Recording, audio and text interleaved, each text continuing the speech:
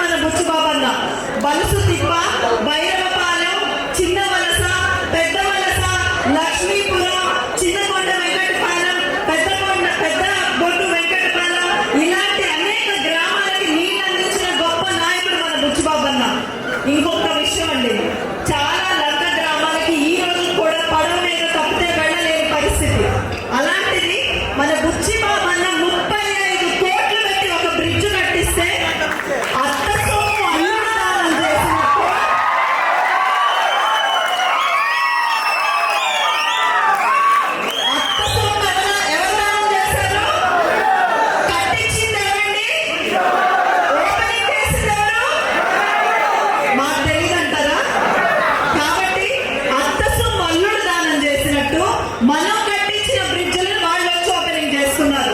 ఏం పర్వాలేదండి, పాపం వాళ్ళు కనీసం ఓపెనింగ్ చేస్తామన్న సంతృప్తిని పొందనివ్వండి. ఇంకా రాబోయేది మన కాలమే. ఇప్పటికి 1800 కోట్లతో ఒక పక్క అభివృద్ధిని, రెండో పక్క సంక్షేమాన్ని రెండు కళ్ళగా భావించి ముమ్మిడి వరద స్థాయిని ఎంతో పెంచారు బుచ్చిబాబన్న. కేవలం 1.24% ఓట్లు, ఒక్క పర్సెంట్ ఓట్లతో లాస్ట్ టైం మనం ఓడిపోయాం. ఈసారి మన గెలుపు రాష్ట్రం మొత్తం రీసౌండ్ వచ్చేది.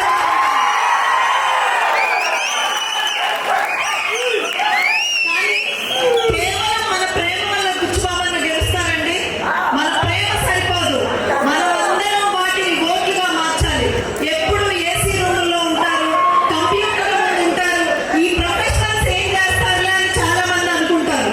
కానీ ఇదే ప్రొఫెషనల్స్, గ్రాడ్యుయేట్స్, మొన్న రీసెంట్ గా జరిగిన గ్రాడ్యుయేట్ ఎమ్మెల్సీలో వాళ్ళు వై నాట్ కుప్పం అంటే మనం వై నాట్ పులివెందుల అని చెప్పి